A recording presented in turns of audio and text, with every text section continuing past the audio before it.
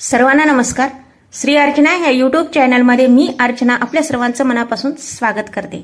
ज्याला सगळे कमी समजत होते त्यालाच देवाने स्वतःचं नाव दिलं.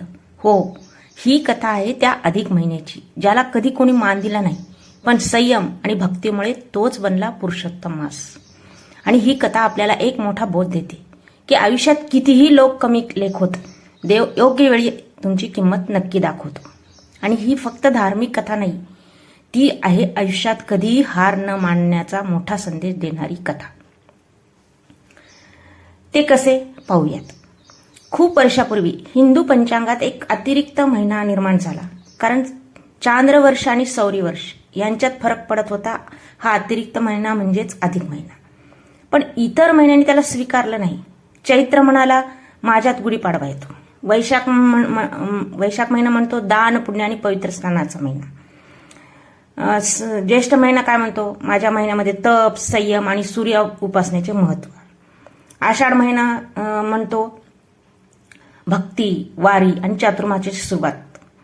श्रावण महिना शिवभक्ती, व्रत, आध्यात्मिकतेने भरलेला म्हणजे शिव उपासना. भाद्रपद महिना काय म्हणतो की गणेश उत्सव, भक्तीचा आनंद देणारा.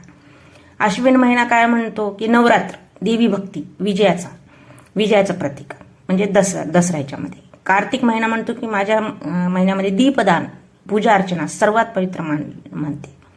मार्गशीर्ष महिना म्हणतो की श्रीकृष्ण भक्ती आणि गीतेचे महत्व सांगणार आहे.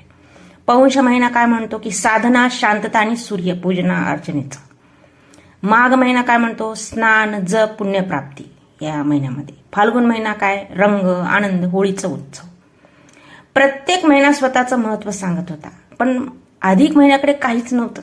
ना मोठे सण, ना शुभ कार्य, ना उत्सव. म्हणून सगळे त्याला मलमास म्हणून हिणवू लागले.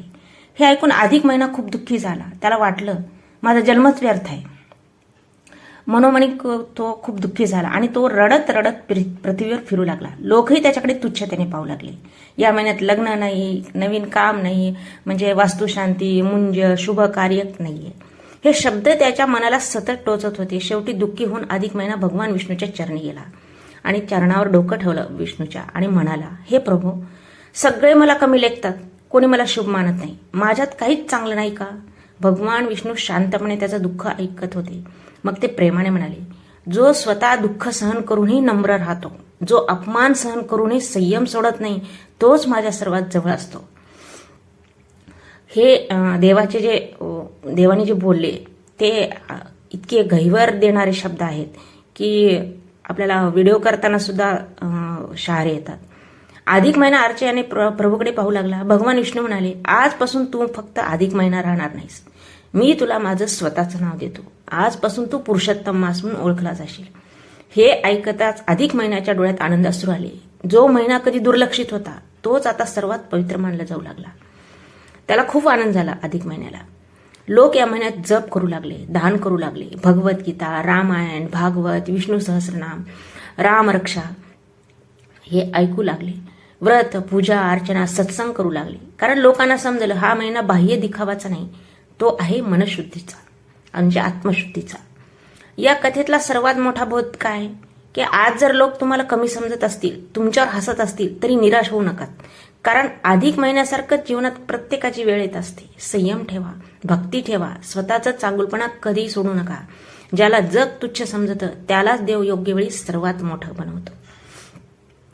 म्हणूनच अधिक महिन्याची कथा फक्त एका महिन्याची कथा नाही, ती आहे प्रत्येक व्यक्तीची कथा. ज्याला आयुष्यात कधी ना कधी कमी लेखलं गेलं, ज्याच्यावर लोक हसले, ज्याला दुर्लक्षित केलं, ज्याची किंमत वेळेआधी कुणाला समजली नाही.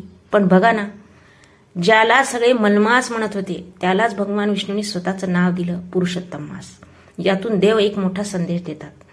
काय देतात की आयुष्यात अपमान झाला म्हणून स्वतःला कमी समजू नका, लोकांची साथ सोडली म्हणून थांबू नका, आणि परिस्थिती कठीण आहे म्हणून भक्ती सोडू नका. कारण देव प्रत्येकाची परीक्षा घेतात, पण योग्य वेळ आल्यावर त्याच व्यक्तीला अशी ओळख देतात जी संपूर्ण जग लक्षात ठेवतं. आजचा संघर्ष उद्याचा सन्मान बनू शकतो, आजचं दुःख उद्याचं सामर्थ्य बनू शकतं, आणि आज तुम्हाला कमी समजणारे लोक एक दिवस तुमच्यावर आदर करताना दिसू शकतात. म्हणून आयुष्यात कितीही अंधार असला तरी स्वतःचं चांगुलपण कधी सोडू नका, संयम सोडू नका, देवावरचा विश्वास सोडू नका. कारण वेळ बदलायला उशीर लागत नाही, पण देव न्याय द्यायला कधीच उशीर करत नाही. आणि कदाचित म्हणूनच अधिक महिना आपल्याला शिकवतो, ज्याला जग कमी समजतं त्यालाच देव योग्य वेळी सर्वात मोठं बनवलं. अधिक महिन्याची कथा आपल्याला एक मोठा विश्वास देते. जरी आज जग तुम्हाला कमी समजत असलं तरी निराश व्हायचं नाही. कारण काय, भगवान के घर में देर आहे लेकिन अंधेर नाही. ज्याला सगळ्यांनी नाकारलं त्यालाच भगवान विष्णूंनी स्वतःचं नाव दिलं, पुरुषोत्तम मास. म्हणून आयुष्यात कितीही कठीण वेळ आली तरी भक्ती, संयम आणि चांगुलपणा कधी सोडू नका. कारण देव शांत असले तरी ते अन्याय कधीच होऊ देत नाहीत आणि योग्य वेळ आल्यावर ते प्रत्येकाला त्याची खरी किंमत नक्कीच दाखवतात. जय परमपिता जय पुरुषोत्तम मास.